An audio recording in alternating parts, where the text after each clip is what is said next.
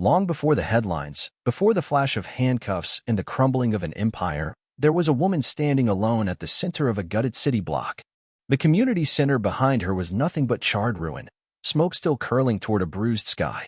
In her hand, a single photograph, a girl laughing in brighter days.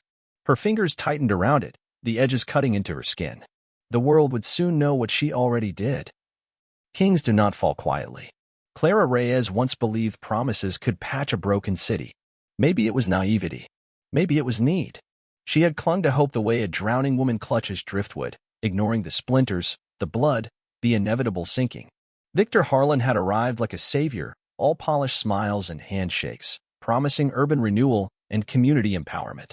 He toured the battered community center Clara managed, a crumbling red brick relic stitched together with duct tape, donations, and prayer, and he shook her hand beneath the peeling basketball court banners.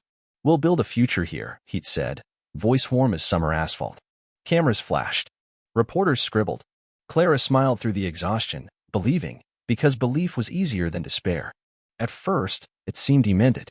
A small grant arrived. The leaky roof was patched. A new playground went up, shaky but bright. For a flicker of time, kids filled the halls with laughter, and Samira, Clara's daughter, her heart outside her body, stayed after school, helping sort donated books. But promises, Clara would learn, rot faster than anything else. When Victor's real estate backers set their sights on Millstone's last untouched blocks, Clara's center stood stubbornly in their way. And when she refused to sell, Victor's smile vanished like smoke, revealing the teeth beneath. The center's permits were the first to vanish, bureaucratic errors that left them scrambling for inspections, paying fines they couldn't afford. The next month, an inspector shut down the kitchen indefinitely. The month after that, a pipe burst on the second floor. Calls for repairs were ignored. Grant applications were mysteriously denied. The slow violence of paper cuts bleeding her dry without ever laying a hand on her. She fought. God, she fought. Endless appeals, desperate fundraising, phone calls that echoed into nothingness. The city itself seemed to conspire against her, swallowing her pleas. The neighborhood shifted too. The streetlights took longer to come on. The shadows grew heavier. Fewer children dared to cross the cracked basketball court after sunset.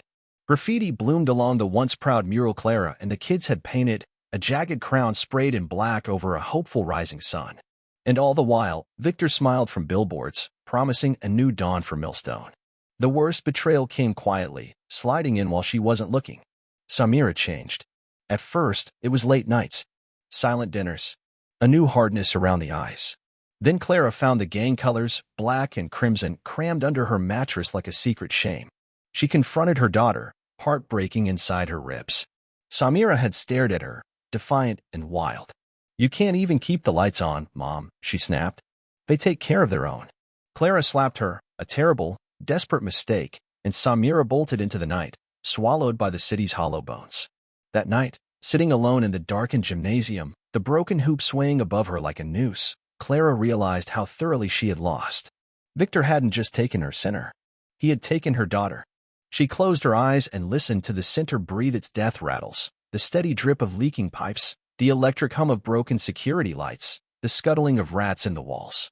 Across the city, Victor was throwing galas under crystal chandeliers. Across the city, Samira was probably cutting deals in alleys stinking of burnt rubber and blood. And Clara? She sat in the carcass of a dream, waiting for it to rot into nothing.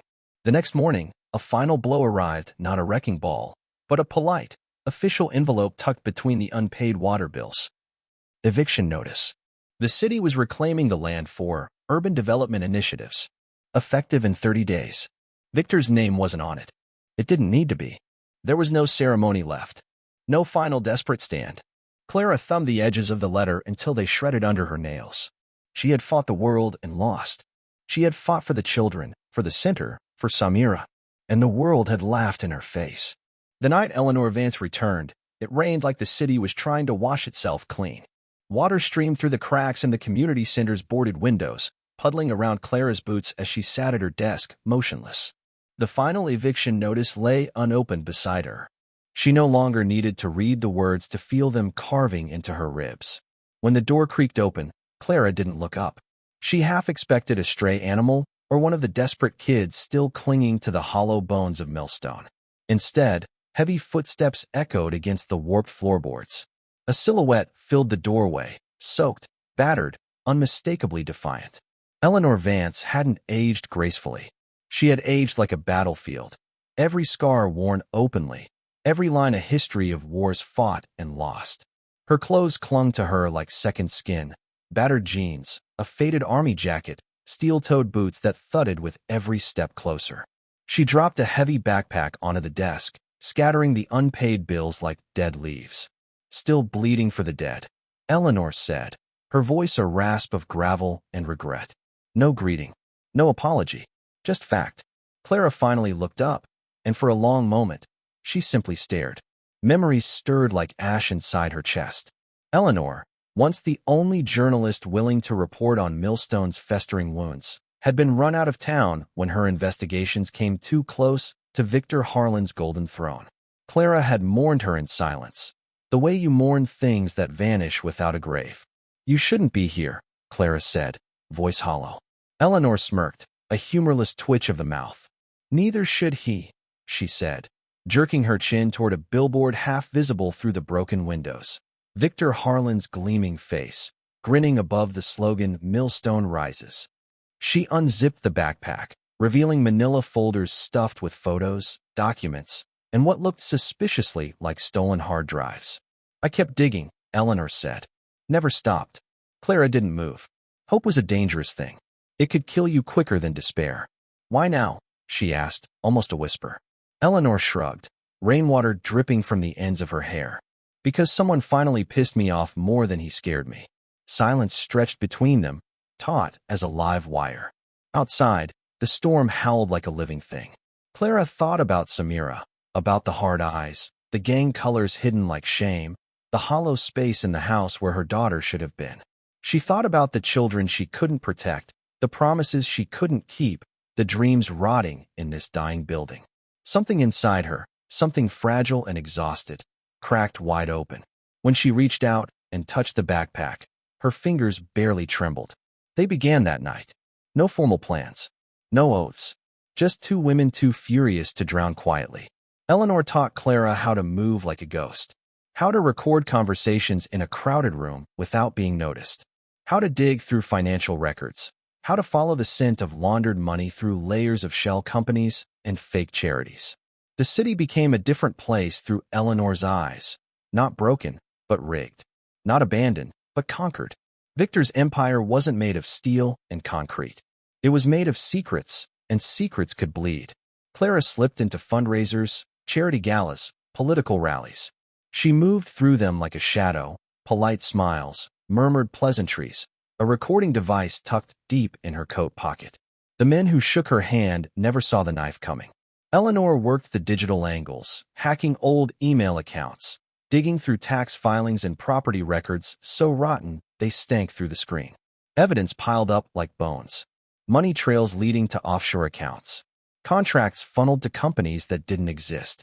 Photographs of Victor laughing with men the newspapers had quietly dubbed advisors. Men who disappeared when indictments loomed. At night, Clara would sit cross-legged in the ruined office, sorting through the evidence while Eleanor mapped their next moves in caffeine-fueled bursts of rage. Sleep became a foreign country. Fear became background noise. But still, in the dead hours of the night, Clara sometimes doubted.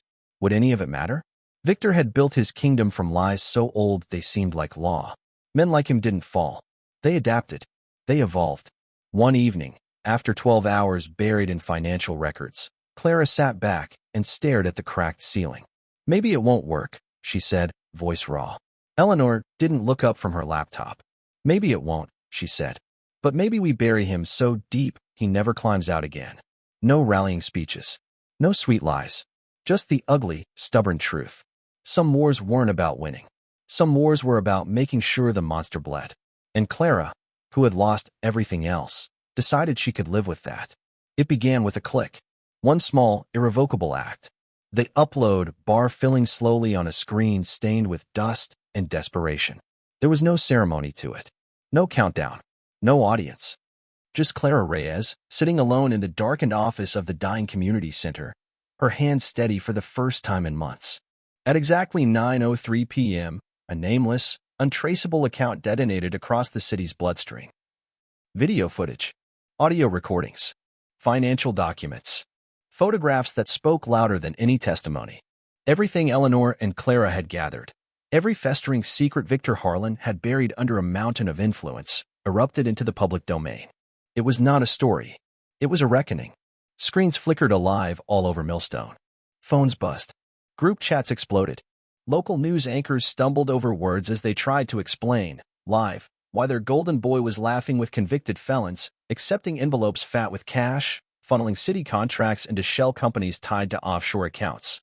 In the span of an hour, Victor Harlan, councilman, redeemer, Millstone's false king, became a living corpse. Clara didn't watch the chaos unfold.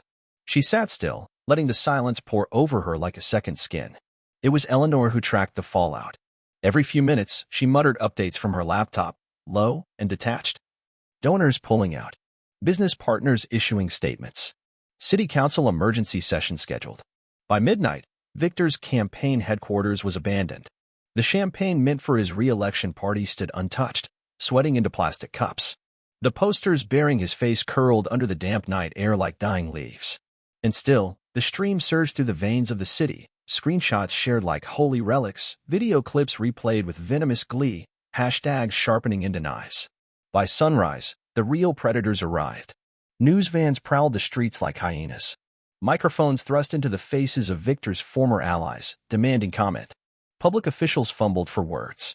Some outright fled the scene, as if proximity alone could infect them.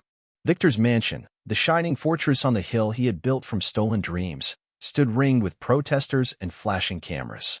Security guards, once stoic in dark suits, shoved through the mob with panic in their eyes. Clara saw none of it firsthand. She sat quietly in the ruined center, Eleanor's battered windbreaker draped over her shoulders like armor. In her lap, a cracked phone buzzed endlessly, congratulations, whispered thanks from strangers, articles piling higher with every passing minute. It didn't feel like victory. It felt like standing over a battlefield strewn with corpses, unsure if the enemy was truly dead. The end came, not with an explosion, but with the cold clink of steel. Victor Harlan, the man who had ruled Millstone with a smile, was led out of his mansion in handcuffs. The photographs flooded the airwaves almost immediately. Victor, pale and hollow-eyed. Victor, no longer invincible. Victor, small. The public statement from the district attorney's office was brutal in its efficiency. Multiple counts of fraud, racketeering, money laundering, conspiracy. The words stacked higher than the man they were meant to bury. Somewhere in the back of Clara's mind, she registered the cheering, the headlines flashing like fireworks. The faces of the children from the center, their futures once sold like cattle, reclaimed in slow, staggering degrees. But inside her, there was only stillness. Not sadness. Not joy. Just the weary acceptance of a war survived. Samira returned 2 days later. No grand apology. No movie script reunion. Just a quiet knock on the door of the half-board center, and a girl standing awkwardly in the rain, her gang colors discarded, her eyes wide and bruised by the world.